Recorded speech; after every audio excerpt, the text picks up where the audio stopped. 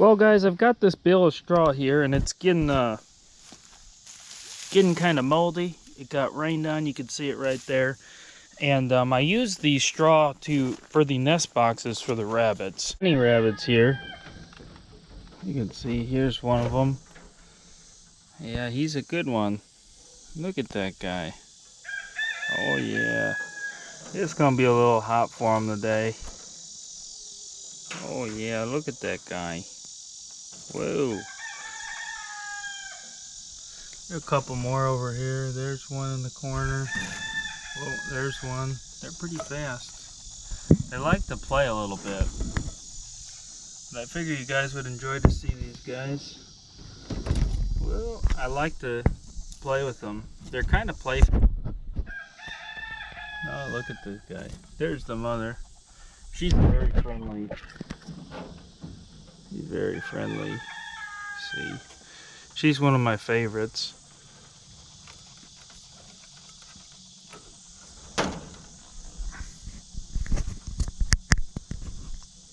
Yeah. Straw here, and I'm gonna put it on top of my raised beds here. I was just doing this today, and I figured someone that is looking to learn a little bit about the composting and back to Eden method and gardening methods, this might help them. These are my raised beds here. You can see this is the soil as is. You can see how many rocks are in it. Just rocks everywhere. It's basically gravel. But you can see in here, this is my raised bed. We've got nice, fine soil. And it wasn't like that. I actually, you know, I've added stuff to the soil to make it that way. So, I've added rabbit manure, wood ash, mulch, straw, leaves, all that kind of stuff.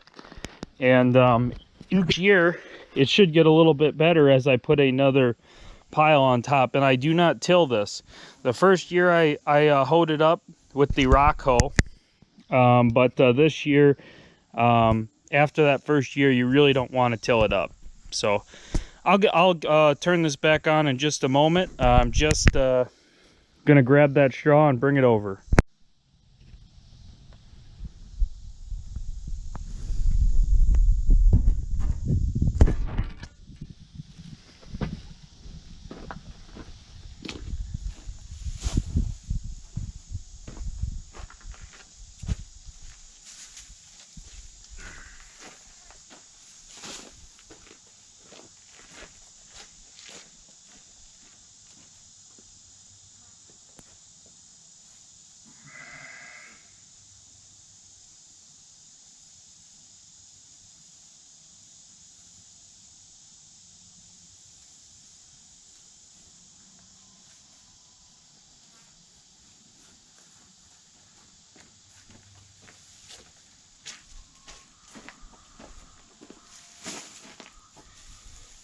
Alright guys, now the next thing you're going to want to do is kind of spread the straw around.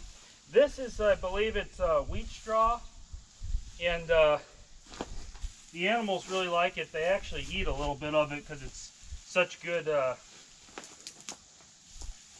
good straw, but you kind of want to spread it around here, guys. And it doesn't matter if you get it perfect. It's just, this is just waste straw anyway because it's moldy. So, but this will break down by next spring. This will be basically almost broken down fully next spring.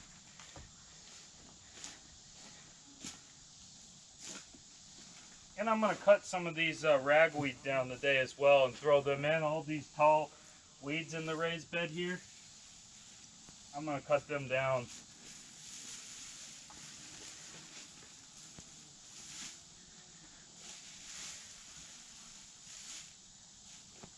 And this is actually a lot easier as well because it's no till. So you don't actually till the ground when you're doing this.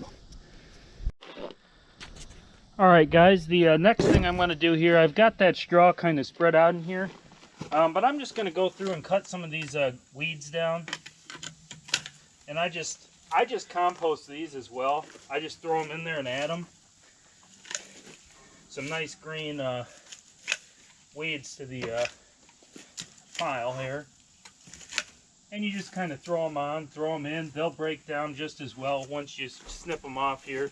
You can use grass clippings. You can use leaves from the woods. I usually use a lot of barrels full of leaves, but I just had this waste straw bale, so I wanted to use the straw bale. Because it was sitting there and it was just rotting, I figured I'd throw it in here.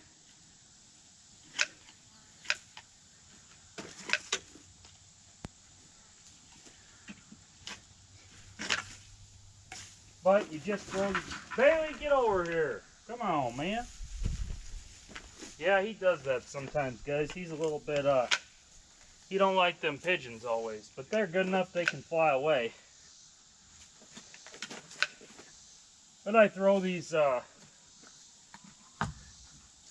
weeds that I cut down in the bed. You'll get some weeds coming up. And that's part of organic gardening, guys. You're going to have to deal with weeds because you're not using any pesticides. And there are ways to keep the weeds down as well, but that's a whole nother segment. Sometimes I put feed bags down to keep the weeds down, and those feed bags will break down, but also they keep the weeds out. And this actually helps keep the weeds down a little bit, but a lot of times actually wheat will grow up out of this straw here because it plants the wheat that it came from. There's some seed heads in there, and a lot of times it'll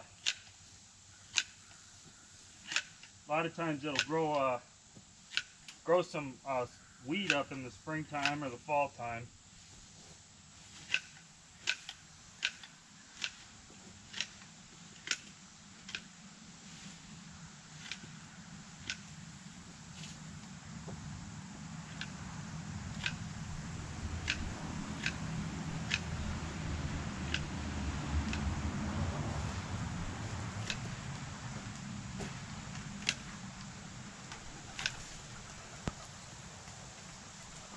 And I'll probably end up fast forwarding through this segment in the video just because I'm just cutting these down. I think you guys kind of get the gist. To trim these weeds down, I'm just using some, I don't know, pruning shears maybe you'd call them. These are nice for cutting small trees and things as well if they're growing up.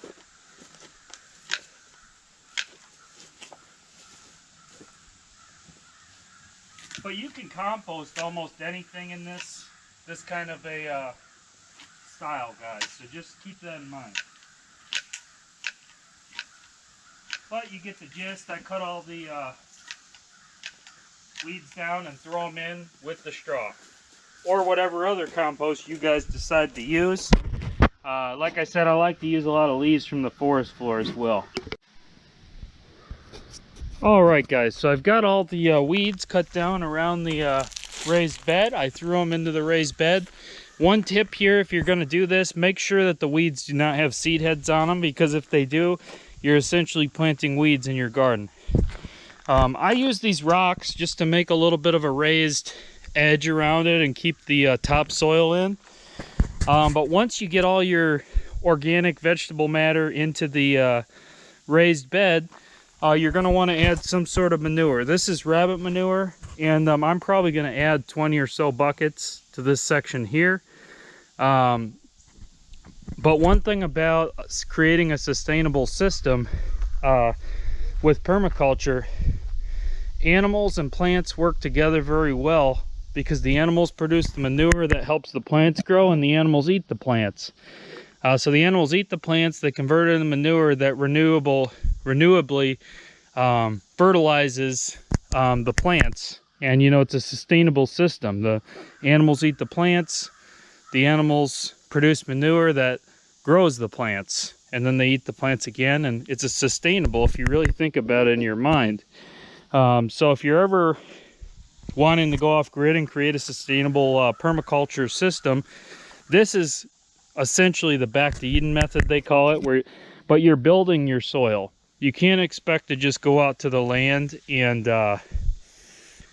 plant right away. Unless you're in some really good Midwest dirt, you might be able to do that. Or if you're throwing a lot of fertilizer down, you might want to do that. And I don't use any fertilizer out here. I just use rabbit manure and wood ash. Those two things work well. And then also the organic matter that I let break down. So I'm just going to throw these buckets of manure on, and hopefully this helps someone with their gardening.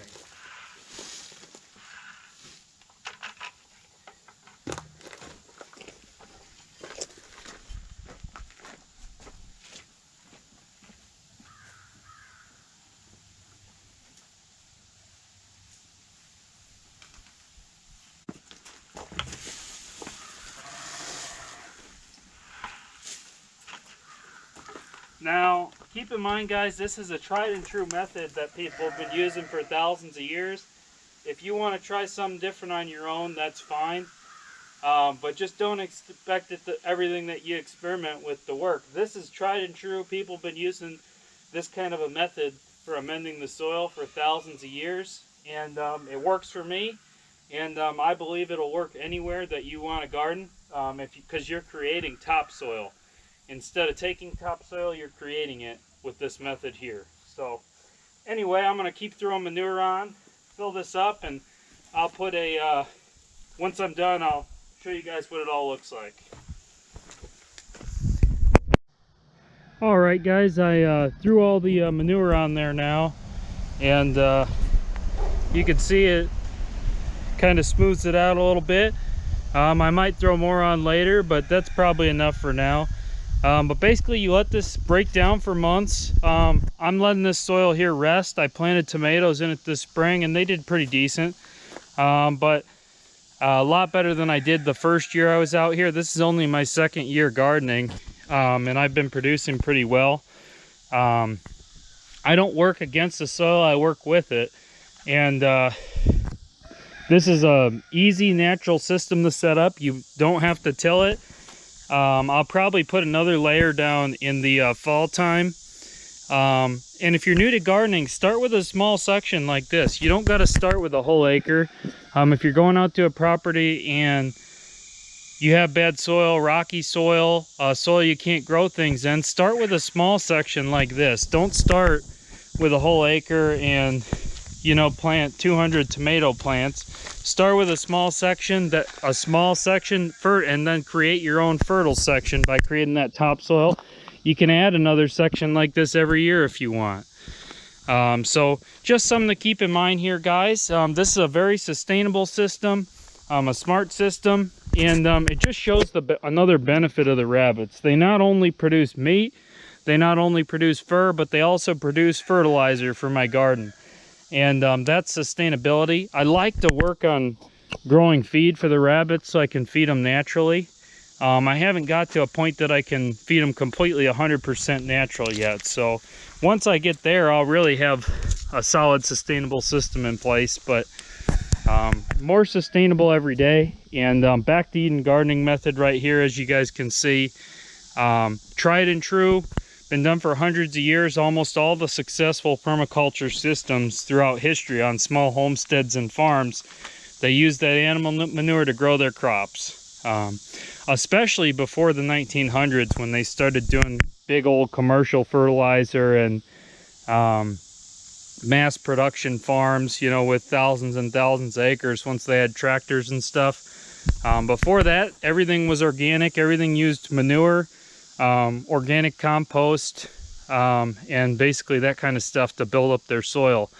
And it's important too, if you think about it, we're losing a lot of our topsoil in this country because those gardening methods or crop methods that they're doing are not sustainable. So you know, this is organic. You know, if you have some animals you're raising, it doesn't really matter what type of animal, it's all really good on the gardens. Even so you got rabbit manure is one of the best, horse manure is one of the best, but sheep and cattle manure is good, pig manure is good.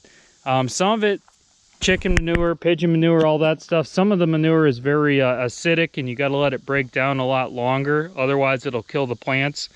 One positive about rabbit manure is it you can actually plant some things directly in it. It's not acidic, and it breaks down very fast. It also brings earthworms up very well.